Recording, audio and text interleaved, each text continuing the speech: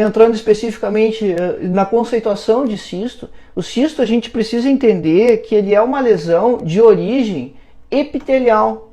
Então precisa ter epitélio para acontecer. Isso parece óbvio, mas às vezes a gente não lembra desse detalhe. E aí onde você vai encontrar epitélio? Bom, o complexo maxilofacial é uma grande mina, ele é um campo minado de remanescentes epiteliais. Esses remanescentes eles são da embriogênese da face, eles são da embriogênese dos dentes propriamente, e eles ficam no interior do tecido ósseo, sepultado em diferentes regiões.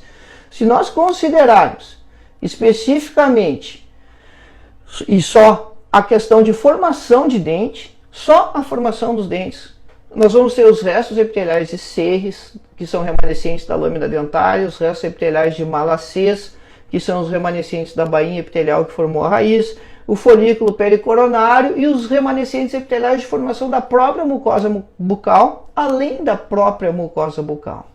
Então, face assim a uma riqueza tão grande de remanescentes, você fazer um cisto não pode ser surpresa. Não é nada raro você surpreender um cisto num paciente, porque essa potencialidade para desenvolver os cistos, ela está instalada e ela é muito grande.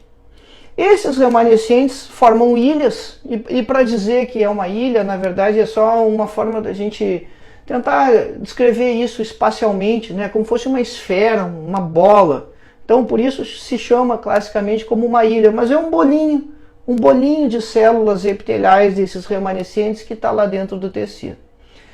Por alguma razão qualquer, aliás, por alguma razão muito diversa, normalmente isso é inflamatório, mas pode ser até um trauma, mas alguma coisa, ou mediadores químicos, citocinas, agem nessa ilha. Elas sofrem a ação de algum agente, que pode ser então a própria necrose da polpa, que vai gerar processo inflamatório na região apical, e esse processo inflamatório vai atuar sobre essa ilha de células epiteliais. Então, vê bem, quando a gente diz que é uma ilha, a gente está considerando que ela é maciça, né? Isso é fechadinho, não tem cavidade no meio. Quando tiver a cavidade aí já é o cisto, né? A gente não chegou nessa fase ainda. Então você tem essa ilha ali, e quando acontece esse estímulo sobre essa ilha, ela começa a crescer, começa a multiplicar as células epiteliais.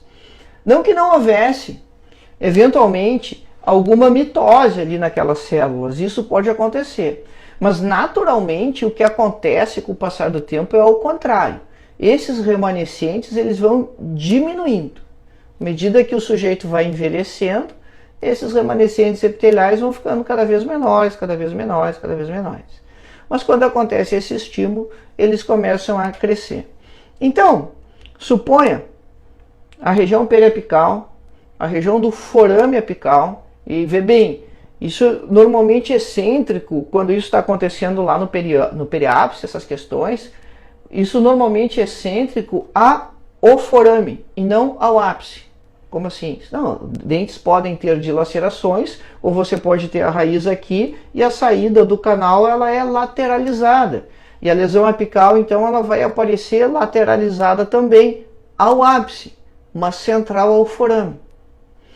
Aí, então, você tem essa ilhazinha lá no ligamento periodontal, porque quando a gente entende o mecanismo no cisto apical, a gente aplica isso para qualquer outro cisto, é muito parecido, então é muito fácil de entender quando a gente entende isso no cisto apical. E a região periapical, ela está mais próxima do nosso dia a dia de trabalho, do nosso dia a dia de entendimento.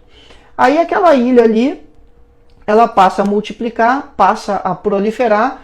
Então assim, fazendo uma comparação grosseira, né? Você tinha uma bolinha de ping-pong, aquela bolinha de ping-pong daqui a pouco virou, sei lá, uma bola de vôlei, e daqui a pouco ela está no tamanho de uma bola de basquete. Então aumentou o volume da ilha. Classicamente, fazendo um parênteses aqui na patologia periapical, tomara que tenha bastante endodontista aí assistindo, porque vai gostar desse papo. Fazendo um parênteses, então, se você fizesse uma lâmina, né, ou examinasse esse tecido agora, quando você tem esse maciço de células epiteliais, você ia diagnosticar isso como granuloma epitelial, porque você ia ter um tecido ali inflamatório, induzido pelas coisas que estão saindo do periápice, pela necrose pulpar e pela contaminação bacteriana. Essa necrose pulpar e a contaminação bacteriana fazem então se estabelecer essa lesão inflamatória, que pode ser só um granuloma simples, que é só tecido inflamatório, você pode, e que é raro de acontecer, né? Porque normalmente, como tem um agente microbiano intenso ali, você tem supuração presente, mesmo que do ponto de vista microscópico. E aí, se você tiver supuração, você já não tem mais o granuloma, você tem o abscesso crônico.